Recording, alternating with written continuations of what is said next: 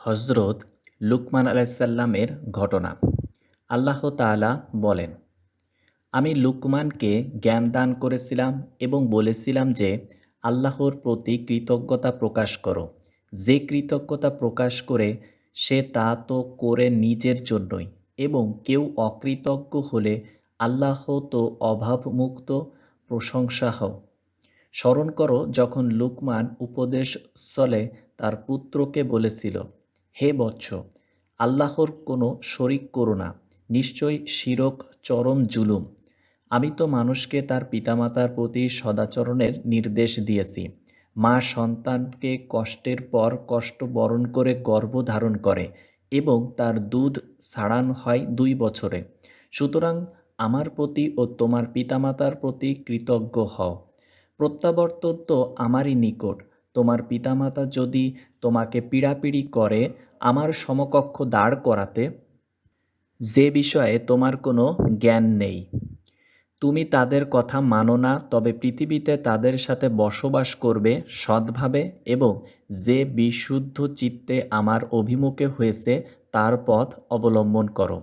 অতঃপর তোমাদের প্রত্যাবর্তন আমারই নিকট এবং তোমরা যা করতে সে বিষয়ে আমি তোমাদেরকে অবহিত করব। হে বৎস, কোনো বস্তু যদি সরিষার দানা পরিমাণও হয় এবং সেটি যদি থাকে শিলাগর্ভে অথবা আকাশে কিংবা মাটির নিচে, আল্লাহ তাও উপস্থিত করবেন। আল্লাহ সূক্ষ্মদর্শী, সম্যক অবগত। হে বৎস, সালাত কায়েম করো, সৎ কর্মের নির্দেশ দিবে আর অসৎ কর্মে নিষেধ করবে, এবং আপদে বিপদে ধৈর্য ধারণ করবে। এটিই তো দৃঢ় সংকল্পের কাজ। অহংকার বলে তুমি মানুষকে অবজ্ঞা করবে না এবং পৃথিবীতে উদ্ধতভাবে বিচরণ করবে না। নিশ্চয় আল্লাহ কোনো উদ্ধত অহংকারীকে পছন্দ করেন না। তুমি পা ফেলবে সংযতভাবে এবং তোমার কণ্ঠস্বর নিচু করো। নিশ্চয় সুরের মধ্যে গর্ধপের সুরই সর্বাপেক্ষা অপ্রীতিকর। আলোচ্য লুকমান হলেন লুকমান ইবন আনকা ইবন সাদুন। কেউ কেউ বলেন লুকমান ইবন সারান। নিম্নোক্ত মতটি বর্ণনা করেছেন সুহাইলি ইবনে জারির ও কুতাইবি থেকে। সুহাইলি বলেন, লুকমান ছিলেন আইলা গোত্রের নবীয় সম্প্রদায়ের লোক। আমি বলি, লুকমান একজন ইবাদতগুজার, বাগ্মী, প্রজ্ঞাবান ও পুণ্যবান ব্যক্তি। কেউ কেউ এও বলেছেন যে লুকমান ছিলেন হজরত দাউদ আলাইসাল্লামের যুগের একজন কাজী। আল্লাহই ভালো জানেন। সুফিয়ান সাউরি ইবনে আব্বাস রাদিয়াল্লাহ আনহু সূত্রে বলেন, লুকমান ছিলেন জনৈক আবিসিনিয়ার দাস ছিলেন। পেশায় সূত্রধর কাতাদা আবদুল্লাহ ইবনে জুবাইর রাদিয়াল্লাহু আনহু সূত্রে বর্ণনা করেন। তিনি বলেছেন, আমি জাবির ইবনে আবদুল্লাহ রাদিয়াল্লাহু আনহুকে জিজ্ঞাসা করেছিলাম যে, লুকমান সম্পর্কে শেষ পর্যন্ত আপনাদের অভিমত কি নাজ্জার বা সূত্রধর? তিনি বলেন, লুকমান ছিলেন খর্বাকৃতি ও নবী কর্তৃস্তীয় চ্যাপ্টা নাক বিশিষ্ট লোক। ইয়াহিয়া ইবনে সাঈদ আনসারী সাঈদ ইবনে মুসাইয়েব থেকে বর্ণনা করেন, লুকমান ছিলেন মিশরীয় কৃষ্ণাকায় লোক। তার ওষ্ঠধর ছিল মোটা ও পুরু। আল্লাহ তাআলা তাকে হিকমত ও প্রজ্ঞা দিয়েছিলেন, নবুয়াত দান করেননি। আউজাই বলেন, আব্দুর রহমান ইবনে হারমালা বলেছেন, জনৈক কৃষ্ণাঙ্গ ব্যক্তি সাঈদ ইবনে মুসাইয়াব রাদিয়াল্লাহু আনহু এর নিকট এসে কিছু যাচ্চাচাইল করলেন। তিনি বললেন, তুমি কৃষ্ণাঙ্গ বলে দুঃখ করো না, কারণ 3জন কৃষ্ণাঙ্গ ব্যক্তি শ্রেষ্ঠতম মানুষদের অন্তর্ভুক্ত হয়েছেন। তারা হলেন হজরত বেলাল রাদিয়াল্লাহু আনহু, হজরত ওমর রাদিয়াল্লাহু আনহু এর আজাদকৃত দাস মাহজা রাদিয়াল্লাহু আনহু এবং লুকমান হাকিম। তৃতীয় লুকমান হচ্ছে কৃষ্ণকায় নবীয় বংশভূত পুরো ওষ্ঠধর বিশিষ্ট লোক। তাফসিরকার মুজাহিদ রহিমাহুল্লাহ থেকে বর্ণিত, লুকমান ছিলেন কৃষ্ণাকায় কৃতদাস।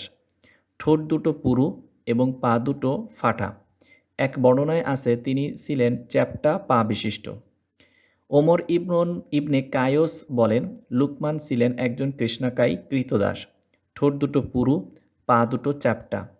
তিনি যখন লোকজনকে উপদেশ দিচ্ছিলেন, এমন সময় একজন লোক এসে বলল, আপনি না আমার সাথে অমুক অমুক স্থানে বকরি চড়িয়েছিলেন?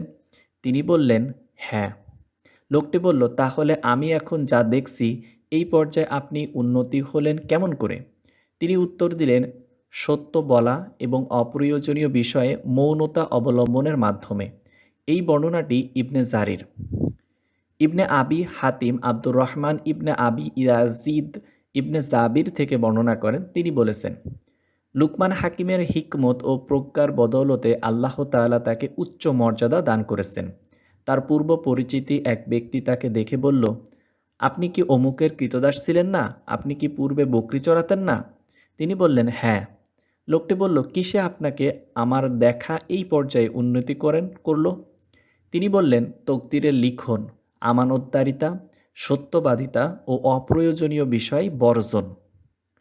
আফরার আজাদকৃত দাস ওমর থেকে বর্ণিত, তিনি বলেন, এক ব্যক্তি লুকমান হাকিমের নিকট উপস্থিত হয় এবং সে বলে, আপনি তো বনি নুহাস গোত্রের কৃতদাস লুকমান।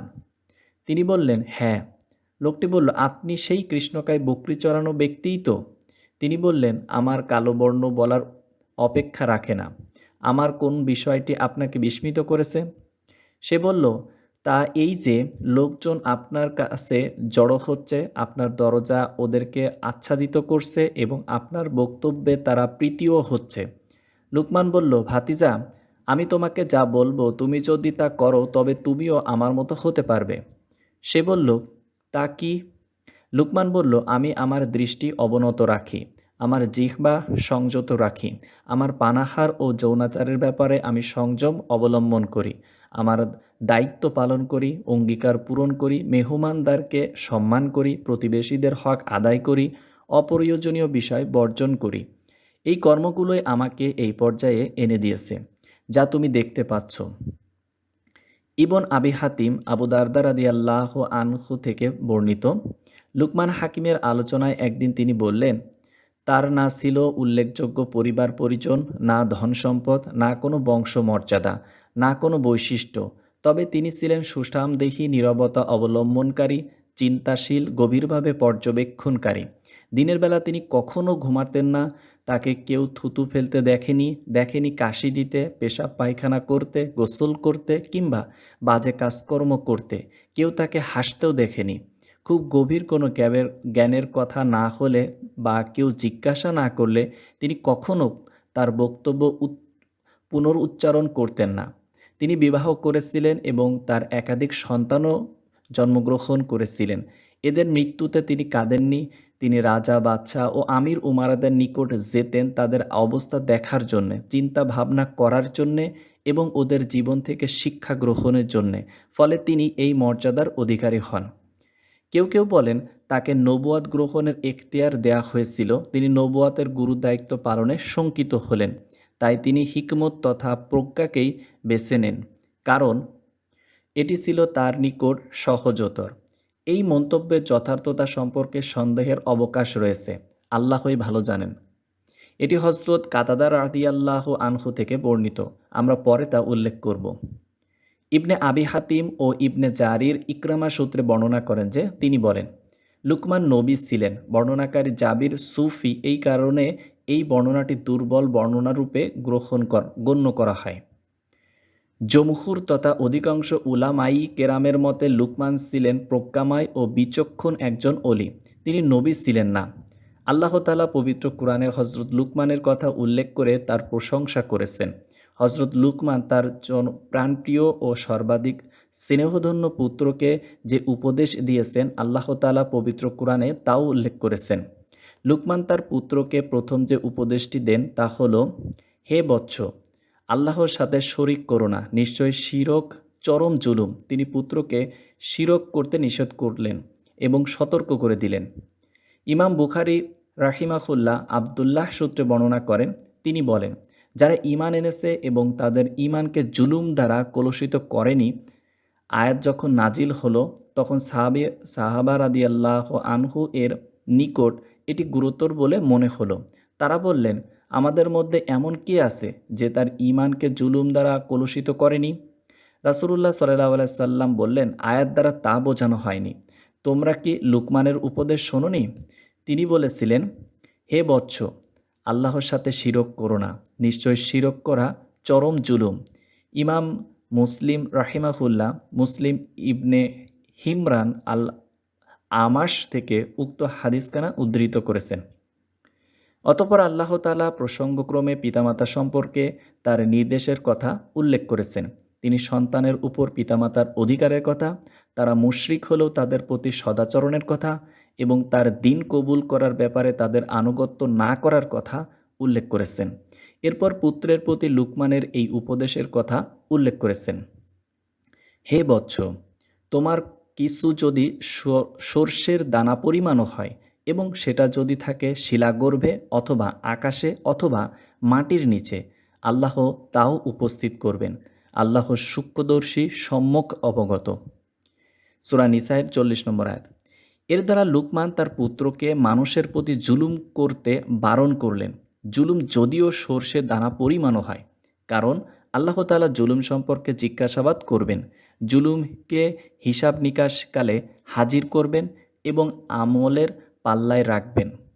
যেমন আল্লাহ তাআলা বলেন, মানুষ অনুপরিমাণও জুলুম করেন না। আল্লাহ তাআলা আরও বলেন, এবং কিয়ামত দিবসে আমি স্থাপন করব ন্যায় বিচারের মানদণ্ড।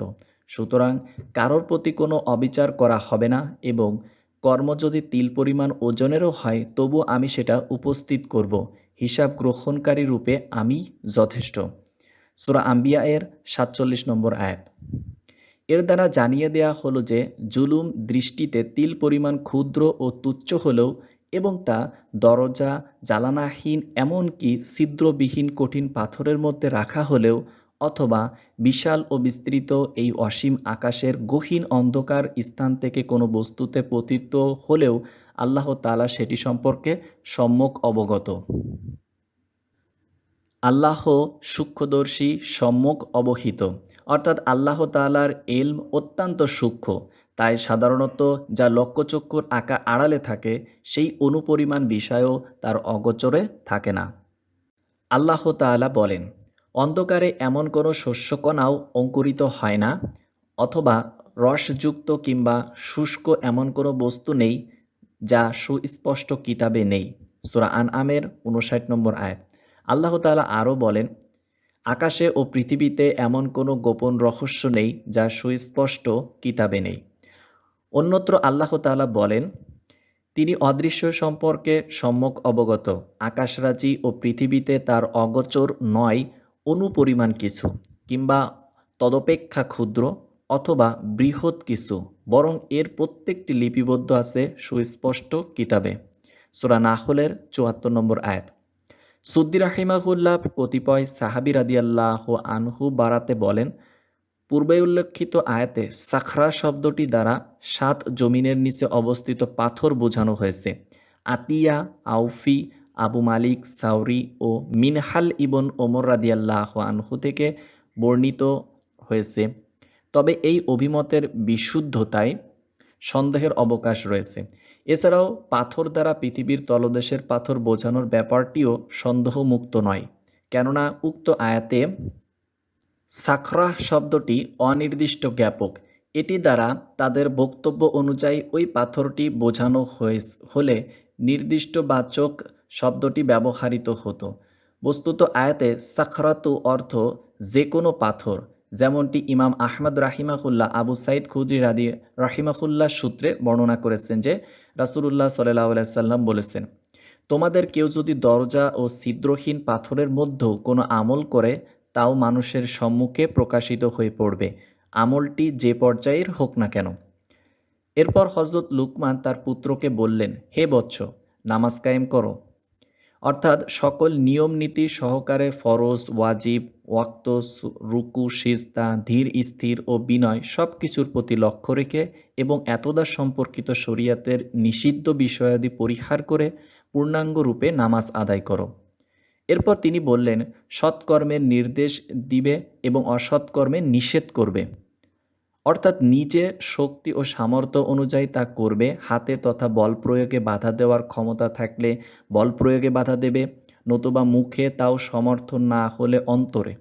এরপর পুত্রকে নির্দেশ দিলেন ধৈর্য ধারণের। বললেন, বিপদে আপদে ধৈর্য ধারণ করো। এই নির্দেশ এই কারণে দিলেন যে সৎ কাজের আদেশ ও অসৎ কাজের নিষেধ করতে গেলে সাধারণত বাধা ও প্রতিরোধের সম্মুখীন হতে হয়। তবে এর পরিণাম উৎকৃষ্ট। এটি সর্বজন বিদিত যে সবুরে মেয়া ফলে। হজরত লুকমান বলেন, এটি তো দৃঢ় সংকল্পের কাজ, এটি অপরিহার্যও বটে। তিনি বললেন, অহংকার বশে তুমি মানুষকে অবজ্ঞা করো না। হজরত ইবনে আব্বাস, মুজাহিদ, ইকরিমা, সাইদ ইবনে জুবাইর, জাহাক, ইয়াজিদ ইবনে আসাম, আবুল জাউজা ও অন্যরা বলেছেন যে এর অর্থ হলো মানুষের প্রতি অহংকারী হইও না এবং লোকজনের সাথে কথা বলার সময় তাদের প্রতি গর্বভরে ও অবজ্ঞা বশে অন্যদিকে মুখ ফিরিয়ে কথা বলো না। ভাষাবিদগণ বলেছেন, উটের ঘাড়ের একটি রোগ বিশিষ্ট, যাতে তার মাথা ঝুঁকে পড়ে। অহংকারী ব্যক্তি যে লোকের সাথে কথা বলতে গেলে দম্ভ ভরে তার মুখমণ্ডল অন্যদিকে ফিরিয়ে রাখে, তাকে ওই উটের সাথে তুলনা করা হয়েছে। আবু তালিব তার কতিপয় কবিতায় বলেন, সুপ্রাচীন কাল থেকে আমরা জুলুমকে প্রশ্রয় দিই না। যখন তার মুখ বাঁকা করে নেয় তখন আমরা তা সোজাই করে দিই। ওমরা ইবনে হাই তাগলিবি বলেন, কোনো স্বৈরাচারী ব্যক্তি তার মুখ বাঁকা করে নিলে আমরা তা সোজা করে দিই, ফলে সেটি সোজা হয়ে যায়। অতঃপর লুকমান তার পুত্রকে বললেন, এবং পৃথিবীতে ঊর্ধ্বভাবে বিচরণ করো না, কারণ আল্লাহ কোনো ঔদ্ধত্য অহংকারীকে পছন্দ করেন না। তিনি তার পুত্রকে মানুষের সম্মুখে দম্ভ, অহংকারী ও ঔদ্ধত্য সহকারে পথ চলতে নিষেধ করেছেন। যেমন আল্লাহ বলেন, ভূপৃষ্ঠে দম্ভভাবে বিচরণ করো না, তুমি কখনোই পদভারে ভূপৃষ্ঠ বিদীর্ণ করতে পারবে না এবং উচ্চতায় তুমি কখনোই পর্বত পরিমাণ হতে পারবে না। সূরা ইসরায়ের 37 নম্বর আয়াত। অর্থাৎ তুমি তোমার দ্রুতগামী সম্পূর্ণ পথ চলায় সকল শহর নগর অতিক্রম করে যেতে পারবে না। তোমার পদাঘাতে পৃথিবীকে বিদীর্ণ করতে পারবে না, আর তোমার বিশালত্ব, অহংকার ও উচ্চতায় তুমি পাহাড়ের সমান হতে পারবে না। সুতরাং নিজের প্রতি তাকাও এবং বুঝে নাও যে তুমি তোমার সীমাবদ্ধতা ছাড়িয়ে যেতে পারবে না। হাদিস শরীফে আছে, এক ব্যক্তি দুটি কাপড় পরে গর্বভরে পথ চলছিল। তখন আল্লাহ তাআলা তাকে ভূমিতে প্রথিত করে দিলেন। কিয়ামত পর্যন্ত সে নিচের দিকে প্রথিত হতে থাকবে। অপর এক হাদিসে এসেছে, রাসূলুল্লাহ সাল্লাল্লাহু আলাইহি ওয়াসাল্লাম বলেছেন, গোড়ালির নিচ পর্যন্ত লুঙ্গি ঝুলিয়ে দেওয়া থেকে তুমি নিজেকে বাঁচিয়ে রাখো, কেননা তা অহংকার পরিচায়ক। আল্লাহ তা পছন্দ করেন না। এই আয়াতে আল্লাহ তাআলা বলেছেন, আল্লাহ কোনো দাম্ভিক অহংকারীকে পছন্দ করেন না। পথ চলতে অহংকার প্রদর্শন থেকে বারণ করার পর লুকমান তার পুত্রকে মধ্যম গতিতে পথ চলতে নির্দেশ দিলেন, কারণ পথ চলা তো লাগবেই। তিনি এই বিষয়ে পুত্রকে মন্দ দিক সম্পর্কে নিষেধ করলেন এবং কল্যাণকর দিকটি অবলম্বনের নির্দেশ দিলেন। তিনি বললেন, পথ চলার মধ্যে মধ্যপন্থা অবলম্বন করো, অর্থাৎ খুব মন্থর গতি কিংবা খুব দ্রুত গতির কোনোটাই অবলম্বন করবে না, বরং মধ্যম গতি অবলম্বন করবে। আল্লাহ তাআলা বলেন, রহমানের বান্দা তারাই যারা পৃথিবীতে নম্রভাবে চলাফেরা করে এবং তাদের সাথে যখন মূর্খরা কথা বলতে থাকে তখন তারা বলে সালাম। এরপর লুকমান তার পুত্রকে বললেন, এবং কণ্ঠস্বর নিচু করো, অর্থাৎ তুমি যখন কথা বলবে তখন প্রয়োজনীয় অতিরিক্ত উচ্চ স্বরে কথা বলবে না, কারণ সর্বোচ্চ এবং সর্বনিকৃষ্ট কণ্ঠস্বর হলো গাধার স্বর। সহিহ বুখারী ও মুসলিমে বর্ণিত আছে যে রাত্রিবেলা গাধার ডাক শুনলে রাসূলুল্লাহ সাল্লাল্লাহু আলাইহি ওয়াসাল্লাম আউযুবিল্লাহ পড়ার নির্দেশ দিয়েছেন, কারণ গাধা শয়তানকে দেখতে পায়। এই জন্যই বিনা প্রয়োজনে কণ্ঠস্বর উচ্চ করতে নিষেধ করেছেন, বিশেষত হাসি দেওয়ার সময়। হাসির সময় শব্দ নিচু রাখা এবং মুখ ঢেকে রাখা মুস্তাহাব। রাসূলুল্লাহ সাল্লাল্লাহু আলাইহি ওয়াসাল্লাম এরূপ করতেন বলে হাদিসে প্রমাণ রয়েছে। অবশ্য আজানের সময় উচ্চস্বরে আজান দেওয়া, যুদ্ধের সময় উচ্চস্বরে আহ্বান জানানো এবং বিপদ আপদ ও মৃত্যুর আশঙ্কায় উচ্চস্বরে কাউকে ডাকা শরীয়তসম্মত। হযরত লুকমান আলাইহিস সালাম এর এসব প্রজ্ঞাপূর্ণ বক্তব্য কল্যাণকর ও অকল্যাণ রোধক উপদেশ বলি আল্লাহ তাআলা কোরআন মাজিদে উল্লেখ করেছেন। হযরত লুকমান আলাইসাল্লাম এর বিবরণ ও উপদেশদাবলী সম্পর্কে আরও বহু বর্ণনা রয়েছে। তার বক্তব্যে সম্বলিত হিকমত ই লুকমান নামে তার বলে কথিত একটি পুস্তক পাওয়া যায়। সেই পুস্তক হতে কিছু বক্তব্য এখন আমরা উল্লেখ করব ইনশাল্লাহ। ইমাম আহমদ ইবনে ওমর রাদিয়াল্লাহ আনহু থেকে বর্ণিত, তিনি বলেন, রাসূলুল্লাহ সাল্লাল্লাহু আলাইহি ওয়াসাল্লাম আমাদেরকে জানালেন যে লুকমান হাকিম বলতেন, আল্লাহ তাআলা কোনো কিছু আমানত রূপে দিলে তিনি তা হেফাজত করতেন। ইবনে আবি হাতিম কাসিম ইবনে মুখাইমারা থেকে বর্ণিত, রাসূলুল্লাহ সাল্লাল্লাহু আলাইহি ওয়াসাল্লাম বলেছেন, লুকমান তার পুত্রকে বলেছিলেন, হে বৎস, হিম্মত ও প্রজ্ঞা দরিদ্রদেরকে রাজার আসনে বসিয়েছে। উবাই আউন ইবনে আবদুল্লাহ থেকে বর্ণিত, লুকমান তার পুত্রকে বলেছিলেন, হে বৎস, তুমি কোনো মজলিসে উপস্থিত হলে ইসলামের রীতি অর্থাৎ সালাম দ্বারা তাদের অন্যায় জয় করবে। তারপর মজলিসের একপাশে বসে পড়বে। ওদের কথা বলার পূর্বে তুমি কোনো কথা বলবে না। তারা আল্লাহর জিকির ও আল্লাহ সম্পর্কে আলোচনায় নিয়োজিত হলে তুমি তাদের সাথে আলোচনায় অংশ নেবে। তারা যদি অন্য কোনো বিষয়ে আলোচনা করে তবে তুমি তাদেরকে ত্যাগ করে অন্যদের কাছে চলে যাবে। উবাই হাফস ইবনে ওমর থেকে বর্ণিত, তিনি বলেন, হজরত লুকমান আলাইসাল্লাম এক থলে সরিষা পাশে নিয়ে তার পুত্রকে উপদেশ দিতে বসেছিলেন। একটি করে উপদেশ দিচ্ছিলেন আর একটি করে সরিষা থলে থেকে বের করছিলেন। এভাবে তার সব সরিষা শেষ হয়ে গেল। তখন তিনি বললেন, হে বৎস, আমি তোমাকে এমন উপদেশ দিলাম, কোনো পর্বতকে এই উপদেশ শোনালে সেটি ফেটে চৌচির হয়ে যেত। তার পুত্রের অবস্থাও তাই হয়েছিল। আবু কাসিম তাবারানি ইবনে আব্বাস রাদিয়াল্লাহু আনহু সূত্রে বলেন, রাসূলুল্লাহ সাল্লাল্লাহু আলাইহি ওয়াসাল্লাম বলেছেন, তোমরা কৃষ্ণাঙ্গদের সাথে সুসম্পর্ক রাখো, তাদের তিনজন নিশ্চিতভাবেই জান্নাতি, লুকমান হাকিম, নাজাশি, মুয়াজ বিন বেলাল রাদিয়াল্লাহু আনহু। তাবারানি এর ব্যাখ্যায় বলেন, অর্থাৎ বিলাল হাবশি। হাদিসটি একাধারে গরিব ও মুনকার পর্যায়ের। ইমাম আহমদ রাহিমাহুল্লাহ তার কিতাবুজ জুহুদ নামক গ্রন্থে হযরত লুকমান আলাইহিসসালাম সম্পর্কে আলোচনা করতে গিয়ে অনেক গুরুত্বপূর্ণ ও কল্যাণকর তথ্যাদি পরিবেশন করেছেন। তিনি বলেছেন, ওয়াকিদি মুজাহিদ সূত্রে, আমি লুকমানকে প্রজ্ঞা দান করেছি। এই আয়াতের ব্যাখ্যায় তিনি বলেন, হিকমত অর্থ ধর্মীয় প্রজ্ঞা ও সত্য প্রাপ্তি, নবুয়াত নয়। অহব ইবনে মুতানাব্বিহ ইবনে আব্বাস রাদিয়াল্লাহু আনহু সূত্রে বলেন, লুকমান ছিলেন হাবশী কৃতদাস। আসওয়াদ সাইদ ইবনে মুসাইয়িব সূত্রে বর্ণিত, লুকমান আলাইহিসসালাম পেশায় ছিলেন দর্জি। সৈয়দ মালিক ইবনে দিনারকে উদ্ধৃত করে বলেন, লুকমান তার পুত্রকে বলেছিলেন, হে বৎস, তুমি ব্যবসা রূপে আল্লাহর ইবাদতকে বেছে নাও, তাহলে পুঁজি ছাড়াই লাভ পাবে। ইয়াজিদ মোহাম্মদ ইবনে ওয়াসিহকে উদ্ধৃত করে বললেন, লুকমান তার পুত্রকে লক্ষ্য করে প্রায়ই বলতেন, হে বৎস, আল্লাহকে ভয় করো। তোমার অন্তর কলুষিত থাকা অবস্থায় মানুষের শ্রদ্ধা অর্জনের জন্যে তুমি আল্লাহকে ভয় করার ভান করো না। ইয়াজিদ খালিদ বিরোধকে উদ্ধৃত করে বলেন, লুকমান ছিলেন একজন হাবশী কৃতদাস, পেশায় সুতার।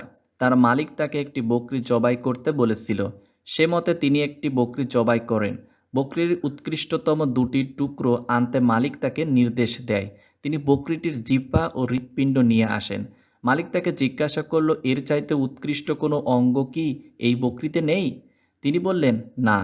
মালিক কিছু সময় চুপ করে থাকার পর আবার তাকে বললেন, আমার জন্য অপর একটি বকরি জবাই করো। তিনি তার জন্য অপর একটি বকরি জবাই করলেন। মালিক বলল, এটির নিকৃষ্টতম টুকরো দুটি ফেলে দাও। তিনি বকরিটির জিহ্বা ও হৃৎপিণ্ড ফেলে দিলেন। মালিক বলল, আমি তোমাকে উৎকৃষ্ট দুটি টুকরা আনতে বললাম, তুমি নিয়ে এলে জিহ্বা ও হৃৎপিণ্ড। আবার নিকৃষ্টতম দুটো টুকরো ফেলে দিতে বললাম, তুমি জিহ্বা ও হৃৎপিণ্ড ফেলে দিলে। এর রহস্য কি?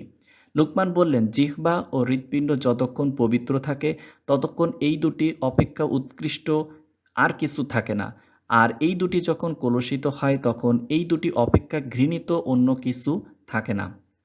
দাউদ ইবনে রশিদ আবু উসমান সূত্রে বর্ণনা করেন, লুকমান তার পুত্রকে বলেছিলেন, মূর্খদের সাথে বন্ধুত্ব স্থাপনে আগ্রহী হইও না, তাহলে সে মনে করবে যে তার কর্মে তুমি সন্তুষ্ট।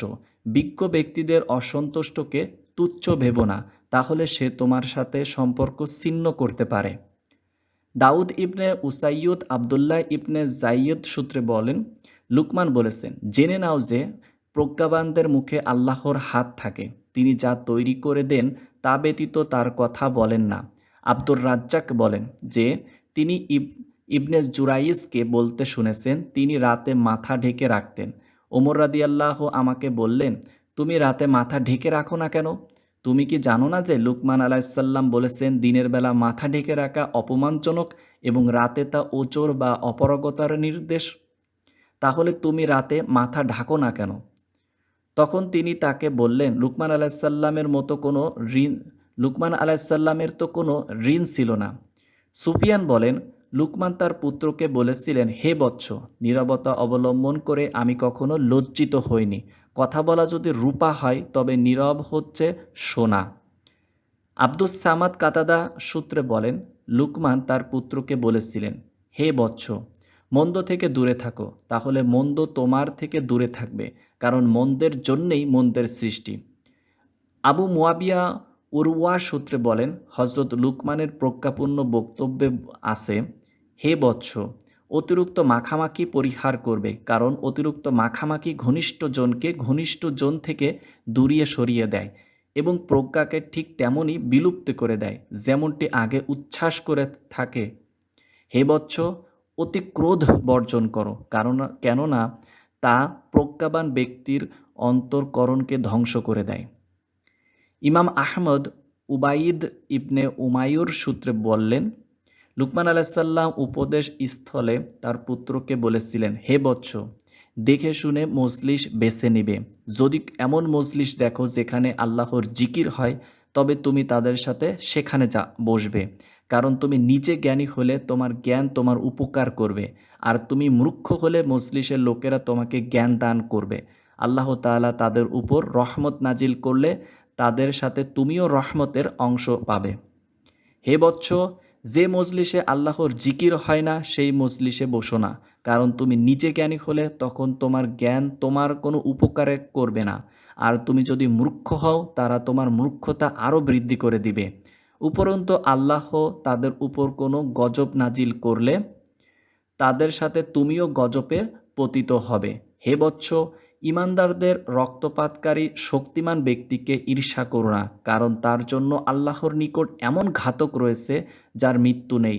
আবু মুয়াবিয়া উরওয়াস রাহিমাহুল্লাহ সূত্রে বলেন, আল হিকমা গ্রন্থে রয়েছে যে, হে বৎস, তুমি ভালো কথা বলবে এবং হাসি মুখে থাকবে, তাহলে দানশীল ব্যক্তিদের তুলনায় তুমি মানুষের নিকট অধিকতর প্রিয় হবে। তিনি আরও বললেন, আল হিকমা গ্রন্থে অথবা তাওরাতে আছে যে নম্রতা হলো প্রজ্ঞার মস্তক স্বরূপ। তিনি এও বললেন যে তাওরাতে আছে, তুমি যেমন দয়া করবে তেমন দয়া পাবে। তিনি আরও বললেন যে হিকমাত গ্রন্থে আছে, যেমন বপন করবে তেমন ফসল তুলবে। তিনি বললেন, আল হিকমা গ্রন্থে আছে, তোমার বন্ধুকে এবং তোমার পিতার বন্ধুকে ভালোবাসো। আব্দুর রাজ্জাক আবু কিলাবার সূত্রে বলেন, লুকমান আলাইসাল্লামকে জিজ্ঞাসা করা হয়েছিল, কোন ব্যক্তি অধিক ধৈর্যশীল? তিনি বললেন, সেই ধৈর্য যার পরে কষ্ট দেওয়া হয় না। তাকে জিজ্ঞাসা করা হলো, কোন ব্যক্তি সর্বাধিক জ্ঞানী? তিনি বললেন, সেই ব্যক্তি যে অন্যের জ্ঞান দ্বারা নিজের জ্ঞান বৃদ্ধি করে। বলা হলো, কোন লোক উত্তম? তিনি বললেন, ধনী ব্যক্তি বলা হলো প্রাচুর্যের অধিকারী, সম্পদের প্রাচুর্য? তিনি বললেন, না, বরং আমি সেই ব্যক্তিকে বুঝিয়েছি যার কাছে কোনো কল্যাণ চাওয়া হলে তা পাওয়া যায়, তা না হলে অন্তত সে অন্যের দ্বারস্থ হয় না। সুফিয়ান ইবনে ওয়াইনা বলেন, লুকমান আলাইসাল্লামকে বলা হলো নিকৃষ্টতম ব্যক্তিকে। তিনি বললেন, যে ব্যক্তি এই কথার পরোয়া করে না যে লোকে তাকে মন্দ কার্যে লিপ্ত দেখবে। আবু সামাদ মালিক ইবনে দিনার সূত্রে বলেন, প্রজ্ঞাপূর্ণ কথার মধ্যে আমি এটা পেয়েছি যে মানুষের খেয়াল খুশি ও কুপ্রবৃত্তির সম্পর্কে সমাজের উপরতলার যে সকল লোক আলাপ আলোচনা করে আল্লাহ তাদেরকে ধ্বংস করে দেন। আমি তাতে আরও পেয়েছি যে তুমি যা জানো তা আমল না করে যা জানো না তা জানার মধ্যে কোনো কল্যাণ নেই। এটি তো সেই ব্যক্তির ন্যায় যে কাঠ সংগ্রহ করে বোঝা কাঁধে তারপর তার মাথায় তুলে নিতে চেষ্টা করে কিন্তু পারে না, তারপর গিয়ে আরও কাঠ সংগ্রহ করে। আবদুল্লাহ ইবনে আহমদ আবু সাইদ রাহিমাহুল্লাহ সূত্রে বলেন, হজরত লুকমান তার পুত্রকে বলেছিলেন, হে বৎস, পরহেজগার ব্যক্তিরাই যেন তোমার খাদ্য খায় এবং তোমার কাজকর্মে বিজ্ঞজনেদের পরামর্শ নিও। এই বিষয়ে ইমাম আহমদ রাহিমাহুল্লাহ যা বর্ণনা করেছেন এগুলো হচ্ছে তার সারসংক্ষেপ। ইতপূর্বে আমরা কতক বর্ণনা উল্লেখ করেছি যা তিনি বর্ণনা করেননি, আবার তিনি এমন কতক বর্ণনা উল্লেখ করেছেন যা আমাদের নিকট ছিল না। আল্লাহই ভালো জানেন। ইবন আবি হাতিম কাতাদা রাহিমাহুল্লাহ সূত্রে বলেন, আল্লাহ তাআলা লুকমান হাকিমকে নবুয়াত ও হিকমতের যে কোনো একটি বেছে নেওয়ার ইখতিয়ার দিয়েছিলেন। তিনি নবুয়াতের পরিবর্তে হিকমতই গ্রহণ করেন। তারপর জিবরাইল আলাইহিস সাল্লাম তার নিকট এলেন। তিনি তখন নিদ্রামগ্ন। জিবরাইল আলাইহিস সাল্লাম তার নিকট হিকমতের বাড়ি বর্ষণ করেন। এরপর থেকে তিনি হিকমতপূর্ণ কথা বলতে শুরু করেন। সাদ বলেন, আমি কাতাদা রাহিমাহুল্লাহকে বলতে শুনেছি যে লুকমানকে জিজ্ঞাসা করা হয়েছিল, আপনি নবুয়াত না নিয়ে হিকমত নিলেন কেন? আপনাকে তো আপনারই প্রতিপালক এখতিয়ার দিয়েছিলেন। উত্তরে তিনি বলেন, আমাকে যদি বাধ্যতামূলকভাবে নবুয়াত দেয়া হতো তাহলে আশা করি আমি ওই দায়িত্ব পালনে সাফল্য লাভ করতাম, কিন্তু আমাকে যখন যে কোনো একটি বেছে নেওয়ার এখতিয়ার দেওয়া হলো তখন আমি নবুয়াতি গুরুদায়িত্ব পালনে অক্ষম হয়ে যাব বলে আশঙ্কা করলাম। তখন হিকমতি আমার নিকট প্রিয়তর মনে হলো।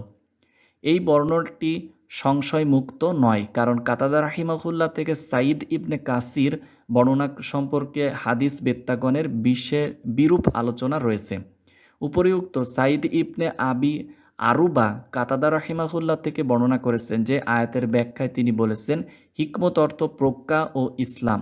তিনি নবী ছিলেন না, তার প্রতি ওহীও অবতীর্ণ হয়নি। পূর্ববর্তী কালের উলামাই কেরামও স্পষ্টভাবে তা বলেছেন। তাদের মধ্যে মুজাহিদ, সাইদ ইবনে মুসাইয়িব ও ইবনে আব্বাস রাদিয়াল্লাহু আনহু প্রমুখ প্রথম যুগের আলিমগণ দৃঢ়ভাবে এমত পোষণ করতেন। আল্লাহই ভালো জানেন।